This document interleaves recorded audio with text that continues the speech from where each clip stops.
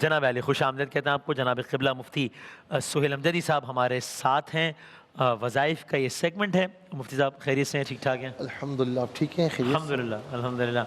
میں اکثر یہ دعا کرتا ہوں کہ اللہ تعالیٰ آپ کے چہرے کی تازگی کو سلامت رکھے. الہ آمین انشاءاللہ. جزاک اللہ انشاءاللہ انشاءاللہ. تو قبلہ یہ جھنگ سے ہیں امجد صاحب. کہتے ہیں ہمارے گھر میں مختلف قسم کی چیزیں جیسے انڈے سوئیاں وغیرہ نکلتی ہیں، اور خاص طور پہ میرا چھوٹا بیٹا ان چیزوں کا شکار محسوس ہوتا ہے. وہ گھبراتا ہے، رونے لگتا ہے، کبھی گر کے بے ہوش ہو جاتا ہے. عاملین کے پاس جاؤ تو وہ کہتے ہیں کہ ان پر جادو کیا گیا ہے. کوئی ایسا وظیفہ بتا دیں جو مجھے جادو ٹونے سے بچا سکے. بسم اللہ الرحمن الرحیم. اللہم صلی علی سیدنا و مولانا محمد وعلی آلہ و اصحابہ وبارک وسلم. اچھا، ایک تو ہم اس دن بھی تھوڑی سی اس پر ہم نے بات کی ہے کہ دیکھیں ہر وقت لوگ جو کہتے ہیں نا کہ جادو ہو گیا، کوئی ٹونا مجھ پر ہو گیا ہے، ہر مرتبہ ایسا نہیں ہوتا. صحیح. بہت کم یعنی فیصد آپ نکالیں نا تو بہت کم فیصد ایسا ہوتا ہے کہ کسی پر کوئی جادو یا بد عمل ہوتا ہے. صحیح. اکثر نہیں ہوتا.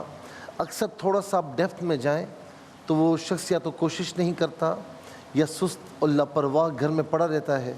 لوگ پوچھتے ہیں تو کہتا ہے کہ مجھ پر کسی نے عمل کیا ہوا ہے، مجھ پر نظر لگ گئی ہے. ٹھیک ہے نا. تو عام طور پر یہ ہے کہ خدا نہ خواستہ آپ بہت اچھی کوشش کر رہے ہیں، جو کام کر رہے ہیں سارے اسباب صحیح طور پر اختیار کر رہے ہیں، اس کے باوجود بھی کام نہیں ہو رہا. اندیکھی مشکلات آ رہی ہیں. اور جس طرح میرے بھائی نے امجد نے کہا کہ انڈے سے سوئیاں نکل رہی ہیں، کسی نے نہیں ڈالی، اور اس طرح جادو کے ذریعے اس طرح بعض اوقات ہوتا ہے کہ سوئیاں چیزوں سے نکلتی ہیں. اگر واقعی اس طرح ہو رہا ہے اور چھوٹے بیٹے کو آپ محسوس کر رہے ہیں، فیل کر رہے ہیں کہ وہ بھی اس کی زد میں آ رہا ہے، تو اس کا مطلب ہے کہ یہاں کچھ نہ کچھ معاملہ ہے. کچھ نہ کچھ معاملہ ہے. اچھا، عاملین میں ہمیشہ کہتا ہوں کہ جو سچے عمل کرنے والے ہیں، سچے لوگ ہیں، نمازی پرہیزگار ہیں، لوگوں کی خدمت کرتے ہیں، تو بالکل ان سے دعائیں بھی لیں، ان سے وظائف بھی لیں.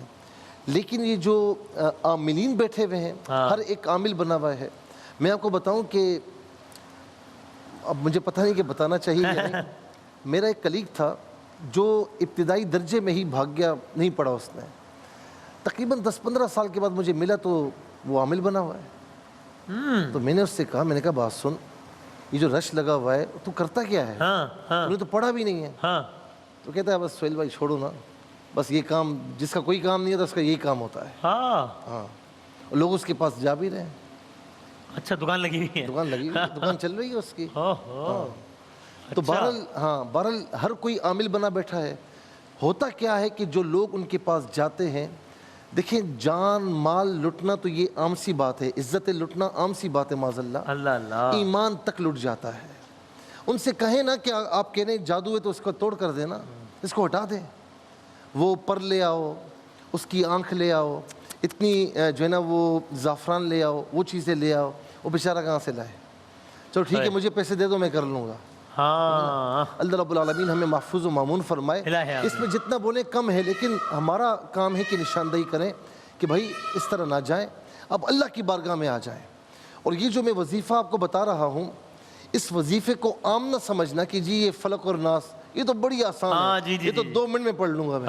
آج تو مفتی صاحب نے کوئی وظیفہ ہی نہیں بتایا، خالی کہتے ہیں فلق ناس پڑھ لو بس. جیسے ایک شخص نے چوری کی نا تو لوگوں کو شک ہوا، کہا بھائی چوری تو نے کی ہے؟ کہا نا میں چوری نہیں کی ہے. کہا نہیں تو نہیں کی ہے. کہا میں نے نہیں کی ہے. کہا قرآن اٹھا. پہلے تو وہ منع کرنے لگا نا، نہیں قرآن مجھے نہیں اٹھانا. جب بہت لوگوں نے تنگ کیا، پریشر کیا نا، تو کہا کہ جب بتاؤ تو صحیح قرآن ہے کیا؟ تو قرآن تو چھوٹی سی کتاب ہے، ایک کتاب کی شکل ہے. کہا یہ 10 اٹھا لوں گا، کیا ہو جائے گا؟ معاذ اللہ. یہ ہمارا حال ہے. ٹھیک ہے نا. تو سورہ فلق اور سورہ ناس کو معمولی نہ سمجھنا.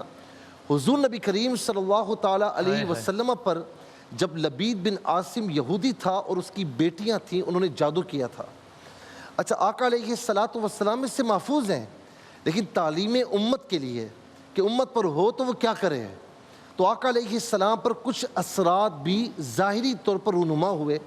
تو وحی الہی کے ذریعے خبر دی گئی کہ فلاں کنویں میں اندر پتھر کے نیچے چیزیں دبی ہوئی ہیں، تو اسے آپ لے آئیے اور یہ دو صورتیں نازل ہوئی، سورہ فلق اور سورہ ناس۔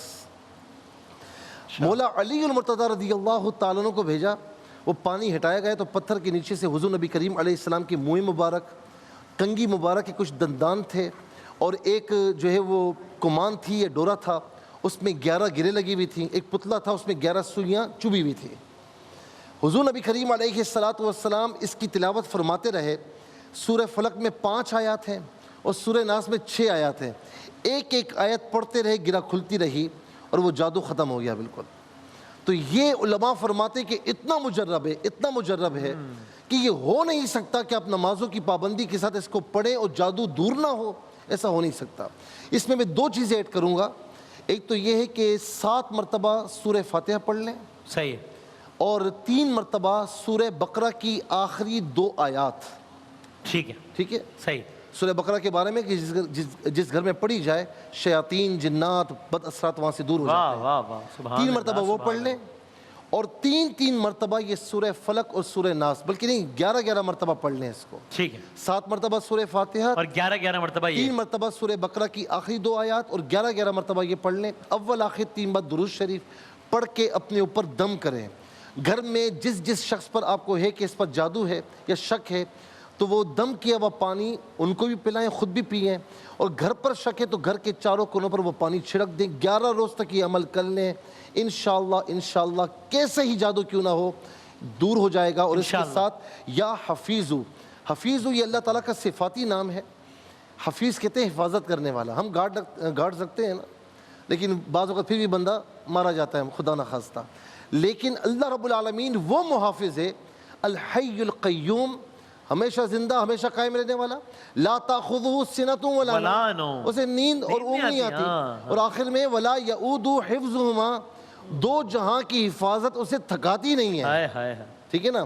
آپ اس کی بارگاہ میں کہیں یا حفیظ کثرت سے پڑھیں، انشاءاللہ اللہ رب العالمین آپ کی حفاظت فرمائے۔ سبحان اللہ، جزاک اللہ، بہت نوازش جناب قبلہ۔